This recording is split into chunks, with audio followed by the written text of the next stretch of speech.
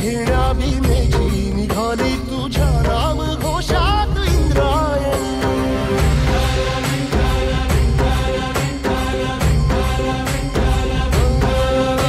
भिडे आसमंती ध्वजा वैष्णवांची उभी पंढरी आज नानावली. तुझे नाव ओठी तुझे रूप ध्यानी जीवाला तुझी आस गा लागली. जरी बाप साऱ्या जगाचा परी